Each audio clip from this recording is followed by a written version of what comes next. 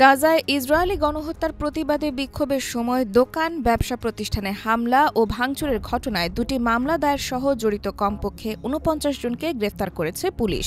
মঙ্গলবার সকালে এক বিবৃতিতে এ তথ্য জানিয়েছেন প্রধান উপদেষ্টার প্রেস সচিব শফিকুল আলম।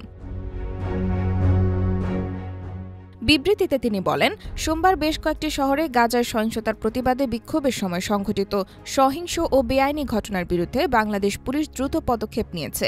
এই হামলা ও ভাঙচুরের ঘটনা জননিরাপত্তা এবং আইনের শাসনের অবমাননা। এখন পর্যন্ত এই ঘটনার সঙ্গে জড়িত কমপক্ষে ৪৯ জনকে গ্রেফতার করা হয়েছে। পুলিশ দ্রুত পদক্ষেপ নিয়েছে এবং আনুষ্ঠানিকভাবে দুটি মামলা দায়ের করা হয়েছে। আরও তদন্ত চলছে এবং এই নিন্দনীয় কাজের জন্য দায়ীদের বিরুদ্ধে আরও মামলা দায়েরের প্রক্রিয়াধীন রয়েছে। তিনি আরও বলেন, দোষীদের বিচারের আওতায় আনার দৃঢ় প্রয়াসে পুলিশ গত রাতে অপরাধীদের লক্ষ্য করে অভিযান চালিয়েছে। আমাদের আইন প্রয়োগকারী সংস্থাগুলো জড়িত ব্যক্তিদের শনাক্ত করার জন্য বিক্ষোভের সময় ধারণ করা ভিডিও ফুটেজগুলো নিষ্ঠার সঙ্গে পর্যালোচনা করছে। এই সহিংসতা ও ধ্বংসযজ্ঞের জন্য দায়ী সবাইকে গ্রেফতার না করা পর্যন্ত এ অভিযান অব্যাহত থাকবে।